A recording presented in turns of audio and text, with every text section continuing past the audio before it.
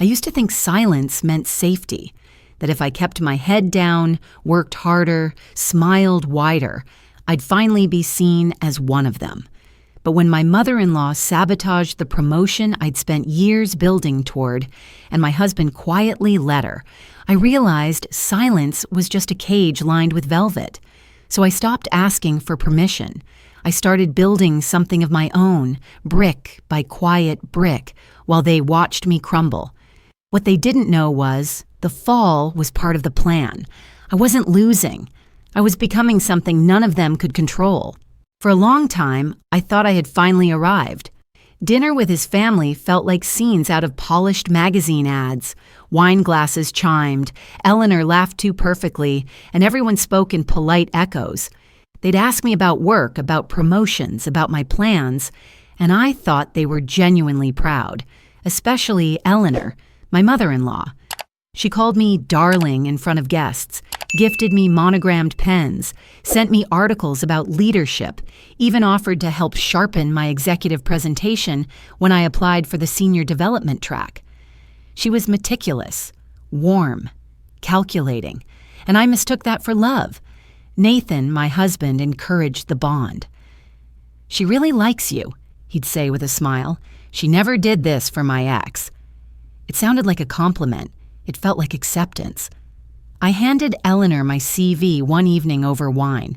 She said she'd polish the narrative. I didn't think twice.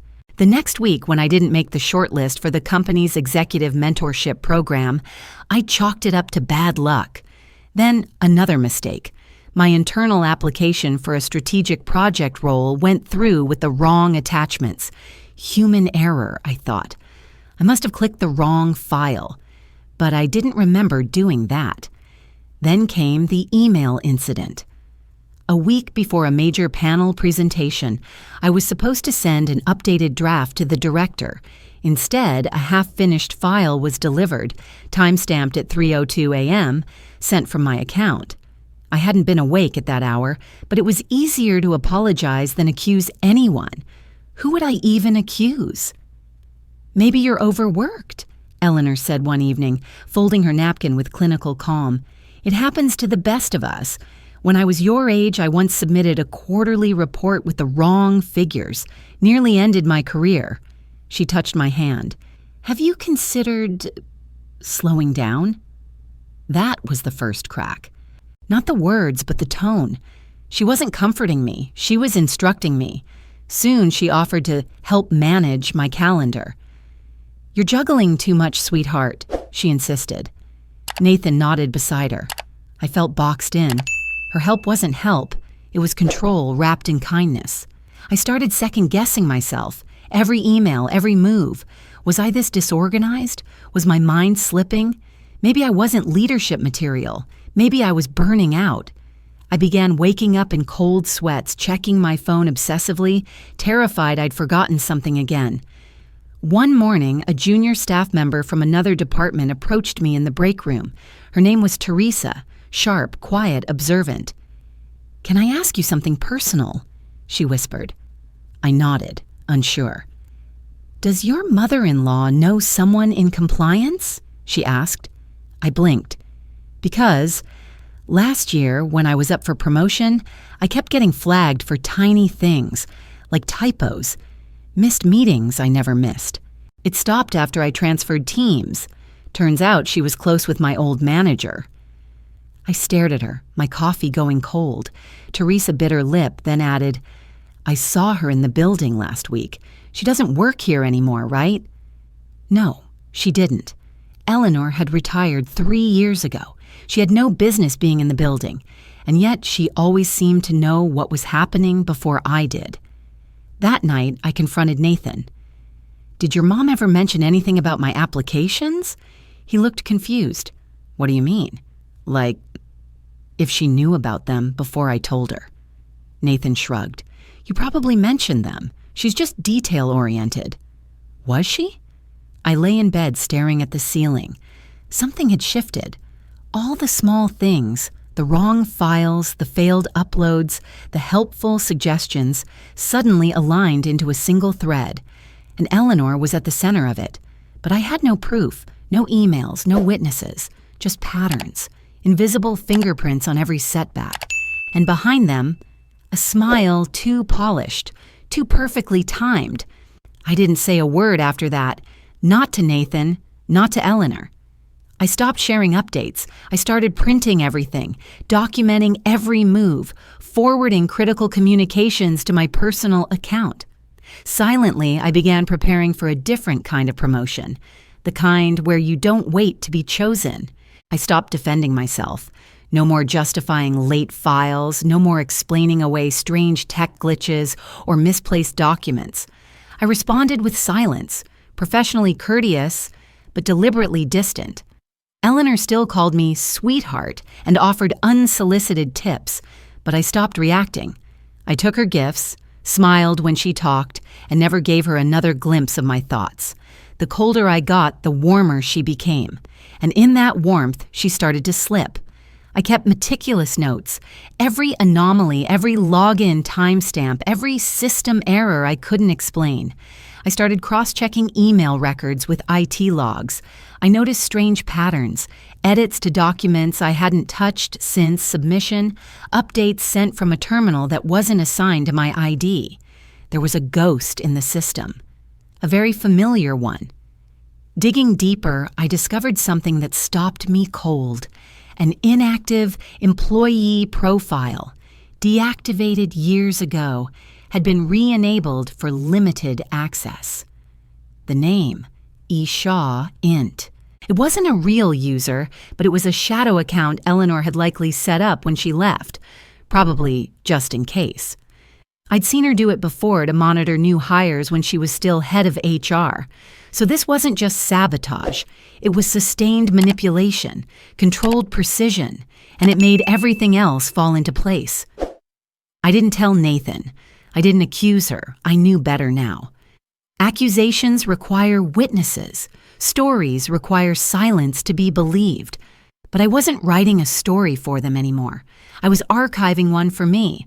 I drafted a detailed report of unauthorized system access, time logs, evidence of tampering, all packaged with screenshots and security audit trails. I printed it, I encrypted it.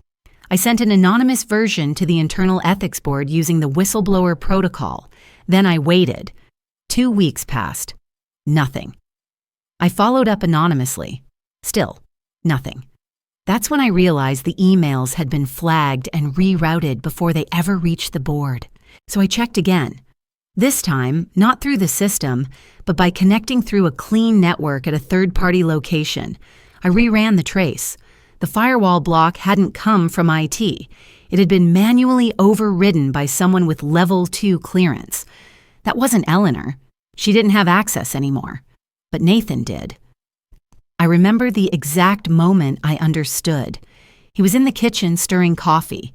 I was at the table, looking at the monitor, the admin code highlighted in green. "You okay?" he asked, turning toward me. I smiled. "Yeah, just work stuff." He kissed my forehead and left the room.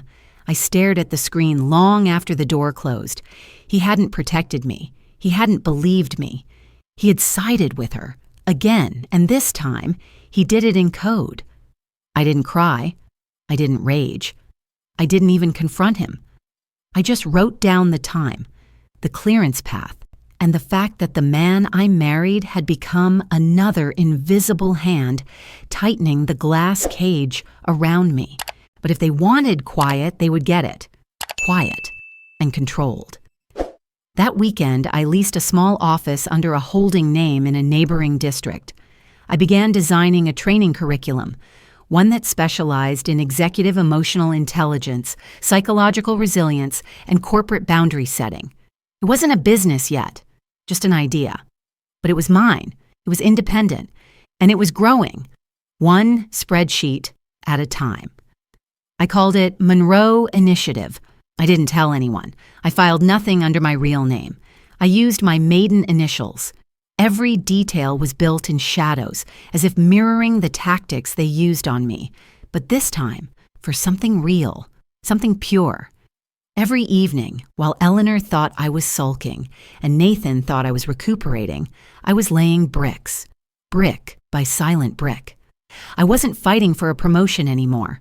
I was building an empire they couldn't see coming. When the executive promotion cycle reopened, I was the top internal candidate. My name was quietly circulated. Colleagues congratulated me in hushed tones, as if it were already decided, but I withdrew before the shortlist went public. I need to prioritize my health, I told the VP of strategy, my voice calm, measured. It's not the right time. They were stunned. Eleanor, I heard later, was delighted. She called Nathan that evening and said, "See, she's finally being realistic. Not everyone's built for the top." I didn't respond. I had already moved on. While Eleanor repositioned herself as the family matriarch reclaiming her turf, I was building my own constellation. The Monroe Initiative, still hidden from the public eye, had grown roots. My pilot sessions filled within hours. Word spread through a whisper network of high-performing women burned out by invisible sabotage. They came quietly, discreetly, like survivors trading secrets in the dark. They weren't just clients. They were allies. Middle managers, data analysts, legal consultants, each with a story of quiet devastation, each hungry for something clean, uncorrupted. They brought stories, skills, and loyalty. In them, I saw versions of myself. In me, they saw something to believe in. I didn't advertise. I didn't brand. I simply listened, coached, and built something safe enough for strength to be rebuilt. Eleanor, meanwhile, attempted a public move. She began mentoring a woman named Jessica, early 30s, polite, moldable. She was brought into meetings I once led, asked to shadow teams I once managed. I watched from the sidelines as Eleanor maneuvered her new protege into the space I'd left vacant. Jessica smiled a lot, nodded on cue, wore pearls and beige blouses. The type of woman Eleanor could sculpt into something docile, presentable, loyal, not threatening. I didn't warn Jessica. I didn't intervene. I knew the script. I had lived it. And quietly, my network watched too. One of my clients, formerly in PR, volunteered to run background monitoring on Eleanor's old HR records just for fun. She called me one morning, breathless. "There's something weird, a set of flagged memos from years ago, buried but not erased. You might want to see them." The documents outlined several complaints: emotional manipulation, conflict of interest, targeted performance downgrades, all linked to Eleanor's tenure. None had reached formal HR review. They were stalled, handled informally, or dismissed outright. But the patterns were too similar to ignore. We gathered them, cross-referenced names, timelines, context. It was damning, not enough for court, but plenty for internal scrutiny. I printed them and slid them into an envelope. I didn't send it anonymously this time. I hand-delivered it to a board member I'd once mentored informally, back when I was still climbing. "Just something you might want to be aware of," I said, smiling faintly, in case history repeats itself. 2 weeks later, Eleanor was called in for a legacy review by the ethics subcommittee. The phrasing was gentle. The tone wasn't. She returned home fuming, muttering about betrayals and revisionist lies. Nathan avoided me for 2 days. On the third, he confronted me over dinner. "Did you do this?" I looked up slowly. "Define this." "The investigation, the rumors, the board scrutiny. You think I don't see the pattern?" I set my fork down. "No, Nathan, you don't. You've never seen anything unless your mother told you to." His face darkened. "You're trying to destroy her." "I didn't need to," I replied softly. She handed me the matches. I just stopped blowing them out. He stood there, jaw tight. "She's still your family." I tilted my head. "And I'm still your wife. Or am I not anymore?" He didn't answer. The next morning, I made a quiet move of my own. Using retained earnings from the Monroe Initiative, now officially registered under a shell holding, I acquired a 3% stake in the parent company Eleanor once ruled. Not enough to dictate policy, just enough to vote, just enough to be heard. I sent the acquisition notice to the board myself. Eleanor received the news in her inbox later that afternoon. No comment. But for the first time in months, she didn't show up at Sunday dinner. The resignation letter was only half the message. I submitted it at 9 a.m. sharp on a Monday, clean, formal, cold.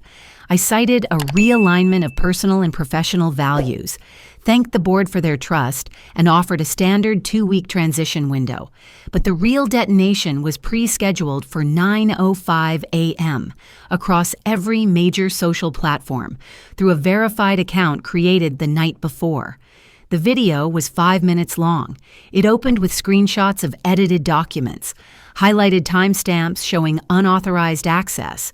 Audio clips followed, Eleanor's voice casually dismissing my achievements in private conversations she never knew were recorded. Then came the data. Years of buried complaints, misconduct patterns, silent complicity. And last, it cut to me, sitting alone at a desk. My name is Alyssa Monroe. I was groomed, gaslit, and dismantled from the inside by the people who called themselves my family. This is not a story about revenge. It's a reckoning. And it's long overdue. I closed the laptop in the video. The screen went black. The internet erupted. Within an hour, hashtags trended. Polished cage. Invisible wounds. Family gaslight. News outlets ran segments within the day. Psychology podcasts dissected the cultural patterns. HR consultants reposted the video with warnings about legacy leadership. And every board Eleanor still held a ceremonial title on began releasing internal review statements within 48 hours. By Friday, she had resigned, or been removed, from all of them. Her name was quietly scrubbed from conference banners, bios, public boards. She stopped appearing in photos. When I searched her name, the first result was my video. Her legacy was now bracketed in shame. Nathan tried to control the damage. He sent messages I didn't answer. He left voicemails that blurred between anger and panic. He stopped coming home for 3 days. When he finally returned, he was hollowed out. "You could have come to me," he said quietly. "I did," I said without looking up. "You just called it drama." He said nothing after that, but I think that was the moment we both knew. The following Monday, I held a press conference. It wasn't glamorous, just a rented studio, a standing mic, and a clean black backdrop with 3 words projected behind me: the Monroe Initiative. I wore no jewelry, no makeup, just a fitted navy dress and the weight of full intention. I didn't read a speech. I told a story. Not just mine, but stories of women who came to me in whispers, women who were never hit, never yelled at, but who shrank a little more every day under the weight of invisible expectations. Women who were told to be grateful, who were called too sensitive, who were fed validation only when they obeyed. This is not about hating families, I said. It's about breaking cycles, about healing from the love that left scars. I paused. Then I lifted a letter. This arrived yesterday, I said. It's not addressed to me, but it might as well be. I unfolded it and began to read. To whom it may concern. I've recently come to understand that my past actions, what I once called guidance, have hurt people in ways I never intended. I believed I was shaping strong women. I now see I was just silencing them. I thought I was protecting the family. I now know I was protecting my fear. I looked up. It's signed Eleanor Shaw. And no, she didn't send it to me. She sent it to an old mentee who forwarded it without knowing the full story. A hush filled the room. But it proves one thing, I continued, that the worst damage often comes wrapped in love, that cruelty often wears the mask of care, and that healing starts when we stop pretending we weren't hurt. I folded the letter and stepped back from the mic. Afterward, the reporters asked about my marriage. I told them I'd been served divorce papers the night before the launch. They asked if I was okay. I smiled. I signed them immediately. That's the first time in months I've felt completely free. They asked what I would say to other women going through similar things. I said, sometimes surviving means walking away from the people who insist they love you while they slowly erase you. You're not crazy. You're not difficult. You're waking up. The camera stopped. The room emptied. And I stood there finally in the silence I chose, not the one I was given. The house Eleanor once ruled had grown eerily quiet. The antique grandfather clock still ticked, the kitchen marble still gleamed under curated lighting, but no one visited anymore. Her phone stopped ringing. The same social circles that once fought for her mentorship now quoted Alyssa Monroe in leadership panels. She'd wake to news segments echoing phrases she used to scoff at. Toxic family hierarchy, intergenerational silence, emotional coercion as control. She stopped opening the newspaper. One afternoon, she pulled out a photo album, leather-bound, gold-trimmed, with smiling faces frozen in celebrations. There was Alyssa, in a pale blue dress, smiling at Eleanor, like she'd meant it. Nathan, standing between them, a hand on each woman's back. The image was so wholesome, it felt obscene now. When Nathan finally came home again, his shoulders had slumped into a permanent curve. He didn't talk much. He barely ate. A week later, he was quietly terminated from his role at the firm. Unexplained internal realignment. But everyone knew. He stayed in bed for days. Then, on a rainy Tuesday morning, he called Alyssa. His voice cracked on the voicemail. I didn't see it. I didn't want to. I thought I was protecting her, but I see it now. I'm sorry, Alyssa. Not just for her. For me. Alyssa listened to the message once, then again. She didn't reply. Instead, she mailed a package to his address.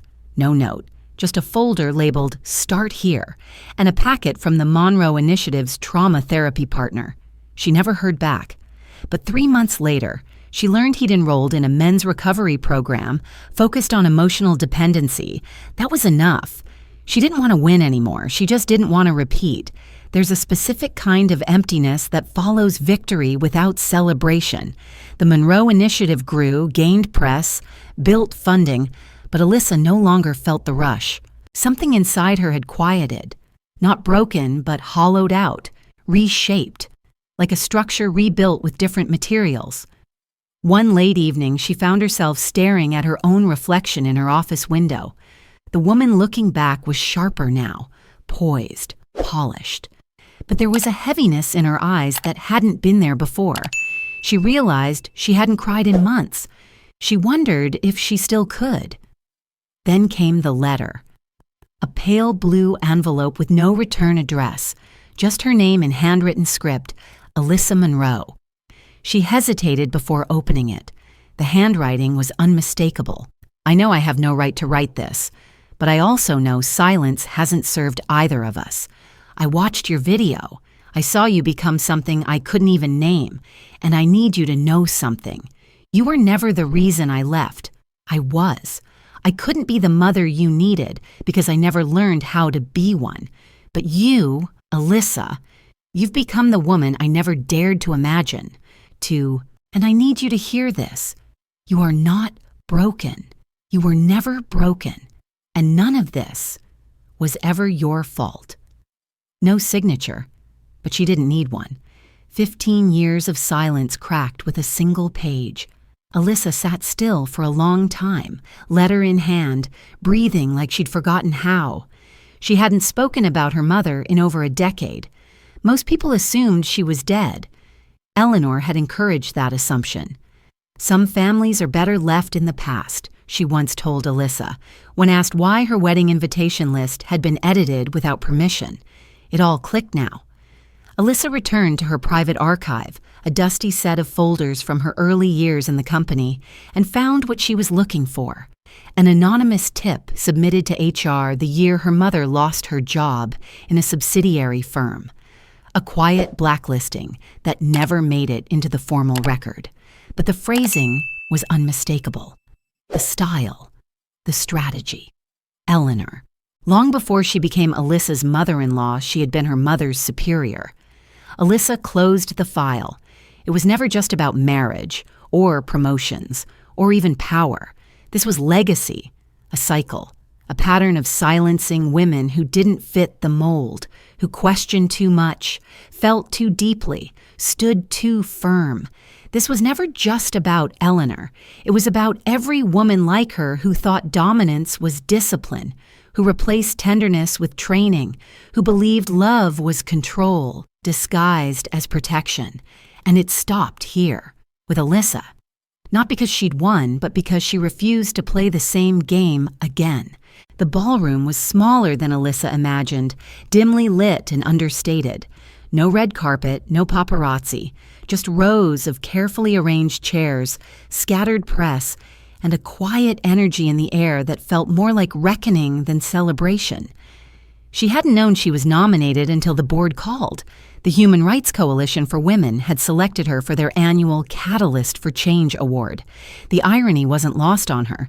Years ago, Eleanor had served on the advisory panel of the very same organization. Her photo had once hung in their lobby. Now, Eleanor's name had been scrubbed from every page, her face replaced by stories like Alyssa's.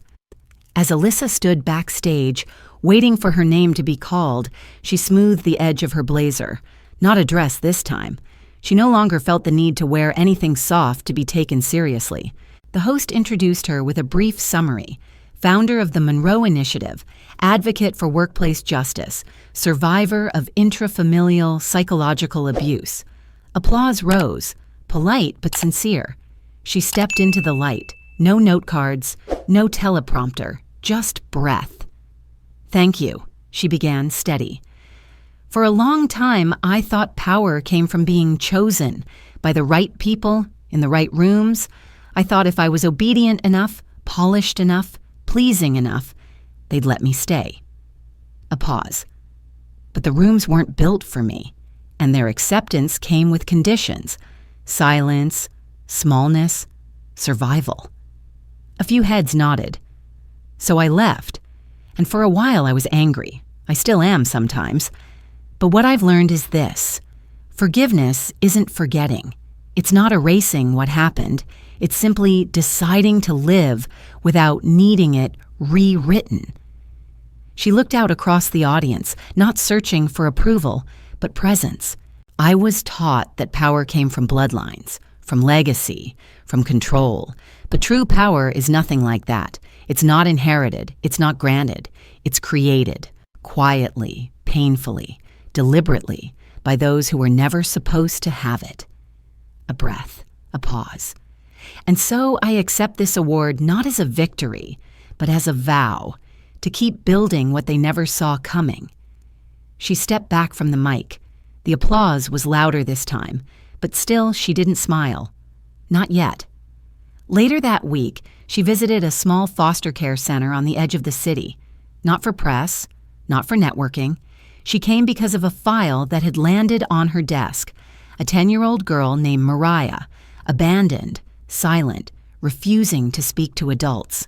No known relatives, no consistent placements. Alyssa sat across from her at a table covered in old crayons. She didn't start with questions. She just drew, slowly, absently. After 10 minutes, Mariah picked up a red crayon and started coloring next to her. They sat like that for an hour. 2 weeks later, Alyssa signed the paperwork. Guardianship first, adoption pending. On their first night together in the apartment, Mariah asked the question she'd asked in every placement before. "Are you going to leave?" Alyssa knelt beside her, tucking the blanket around her shoulders. "No," she said gently. "You didn't do anything wrong." Mariah looked up, skeptical. "But I'm not your real family." Alyssa smiled, a soft ache in her chest. "Blood doesn't decide who stays. Love does. Safety does. And I'm not leaving." The girl didn't reply, but she didn't ask again either. Months passed. The Monroe Initiative continued to grow, now with satellite chapters, legislative partnerships, and trauma-informed school programs. Alyssa rarely appeared in press anymore. Her face was known, but her energy had shifted. Less performer, more architect, less story, more foundation. On a quiet Sunday morning, she stood in her bathroom, brushing her hair. Mariah was still asleep, curled up on the couch after movie night. Alyssa caught her reflection in the mirror and paused. She looked different.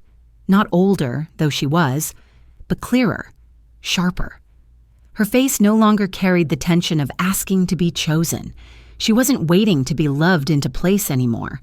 She was exactly where she'd placed herself, and for the first time in her life, she whispered the truth aloud, just to the woman in the mirror. "I don't need to be loved," she said. "I just need to be seen as I am."